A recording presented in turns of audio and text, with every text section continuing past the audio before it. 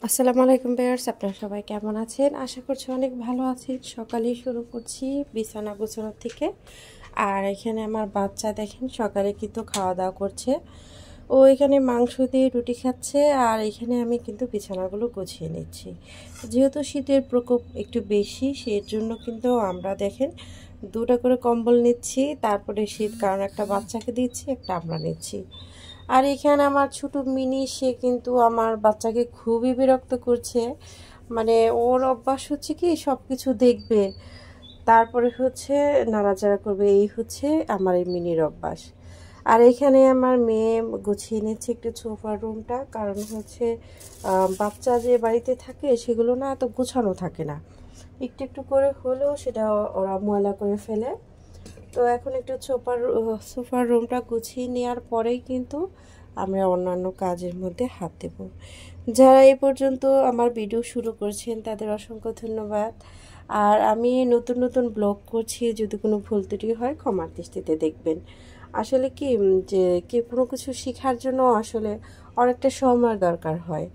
যে নতুন কোনো কাজ করতে গেলে না শুধুই আতঙ্ক কাজ করে, মনে হয় ঠিক হচ্ছে না, হয়তো বা আরেকটু ভালো হলে ভালো হতো।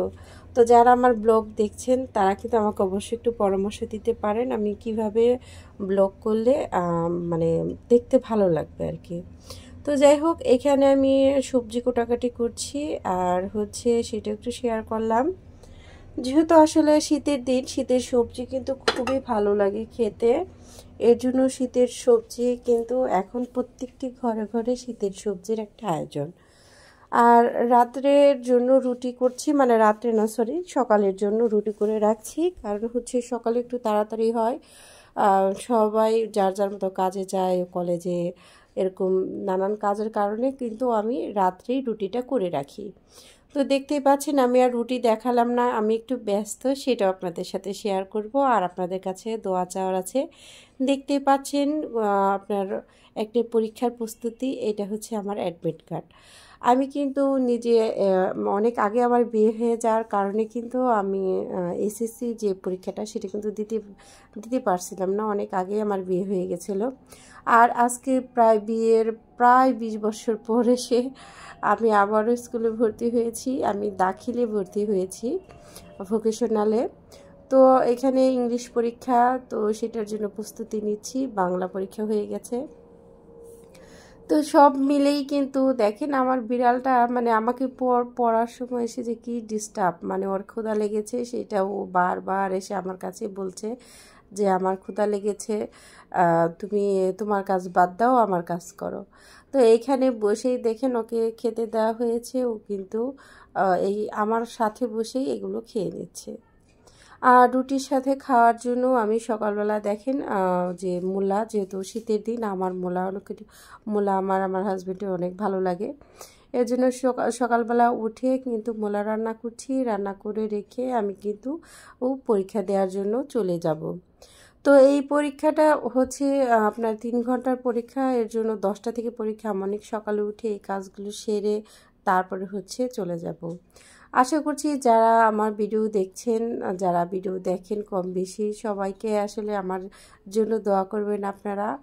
আর আমি যেন ঠিকঠাক মতো পরীক্ষাও দিতে পারি, প্লাস আপনাদের সাথে একটু ভিডিও শেয়ার করতে পারি। এর জন্য আসলে অনেক আপুদের ভিডিও আমি দেখতে পাচ্ছি না, আমি আসলে অনেক ব্যস্ত।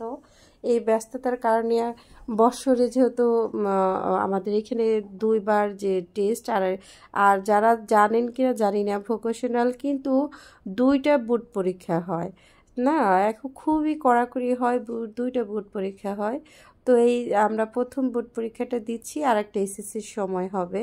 তো দোয়া করবেন সবাই আমাদের জন্য। তো কথার ফাঁকে ফাঁকে এখানে কিন্তু আমি গুঁড়া যে চিংড়ি মাছ পাওয়া যায় কাঁচাটা, সেটার সাথে হলুদ মরিচ দিয়ে আমি একটু ভেজে নিচ্ছি, তারপরে হচ্ছে মূলাটা রান্না করব। তো মূলার রেসিপি আসলে শেয়ার করা আপনাদের সাথে কথাগুলো, কারণ হচ্ছে আমি আপনাদের সাথে নতুন নতুন ব্লগ করছি, অনেক কিছু হয়তো বুঝছি না বা পারছি না, আপনারা আমাকে একটু শেয়ার বলে দেবেন আর কি, কমেন্টস করে কি কি করলে ভালো হয়। এখন আমি আসলে ওইভাবে নিজেকে দেখানো বা একটা পারফেক্টভাবে গুছিয়ে এখনও করতে পারতেছি না, কারণ আমি এই জিনিসটা আসলে ভালো পারি না মনে হয় নাকি। তো তো বাসায় এসে দেখলাম যে তারা সবাই মাছ ভেজে খেয়েছে। আর যেহেতু বাচ্চারা মূলা খায় না, ওরা মাছ ভেজে খেয়েছে, আমার জন্য 2 পিস রেখেছে। পরীক্ষা দিয়ে এসে কিন্তু আমি দেখলাম খাওয়া দাওয়া ওদের প্রায় শেষ। তো এখন আমার 2 পিস মাছ আমি ভেজে নিচ্ছি। তো মাছ ভেজে খাওয়া দাওয়াটা করে নেব, কারণ হচ্ছে স্কুল থেকে এসে কিন্তু আমি প্রায় আস্তে আস্তে আমার 2টা 2:30 বেজে যায়। তো রাত্রে একটু দেখেন আমাদের এখানে ওয়াজ মাহফিল হচ্ছে, আমরা সবাই সেজে গুজে পরীক্ষা বাদ দিয়ে রেখে, মানে অনেক সময় পড়ার পর আমার হাজব্যান্ড, তারপরে আমার ছোট বোন, ও আর আমি 2জনে মিলেই পরীক্ষা দিচ্ছি আসলে, আমি আমার ছোট বোন। তো ও আর আমি পরীক্ষার পড়ালেখার মাঝে বললাম কি একটু সবাই মিলে একটু ওয়াজ মাহফিল থেকে ঘুরে আসি, মনটা ফ্রেশ হবে, তারপরে পড়বো। তারপরে এসে রাত 12টা পর্যন্ত পড়েছিলাম। আর আমাদের মাস্টার হচ্ছে আমার মেয়ে, কারণ হচ্ছে মেয়ে যেহেতু ইন্টারে পড়ে, সেই ক্ষেত্রে ওর কাছ থেকেই আমরা সম্পূর্ণ হেল্পটা নেওয়ার চেষ্টা করি, বাইরের কেউ কাছে জানি যেতে না হয়। তো সব মিলে আল্লাহর রহমতে দিন ভালোই কাটছে, সেটাই আপনাদের সাথে শেয়ার করলাম।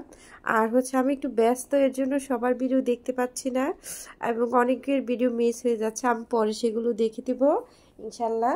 যদি আপনারা আমার সাপোর্টে থাকেন, আমি অবশ্যই সব কিছুই কভার করতে পারবো। আর আমার পরীক্ষার জন্য দোয়া করবেন, আমি প্রথমেই বলেছি। আর আমাদের এখানে বছরে একবার বা মাঝে মাঝে 2 বছর পর একবার কিন্তু এরকম ওয়াজ মাহফিল হয়। আর এখানে বেশ অনেক মানে খাবারের পসরা নিয়ে বসেছে। তো খাবারের আয়োজনটাই বেশি, যেহেতু ওয়াজ মাহফিল, খাবারের আয়োজনটা বেশি। তারপরে হচ্ছে যারা তসবি, টুপি, জায়নামাজ, এই ধরনের যে জিনিসের কালেকশনগুলো, সেগুলো আছে। আমি আসলে কাউকে দেখাচ্ছি না, কারণ সবাই হচ্ছে একটু ধার্মিক টাইপের। আমি এর জন্য আমার হাজব্যান্ড আর আমার মেয়েকেই দেখালাম, সবাই বোরকা পরে এসেছে, হুজুর, এর জন্য আমি আসলে সেইরকমভাবে ভিডিও করি নাই। ভালো থাকবেন সবাই, আল্লাহ হাফেজ।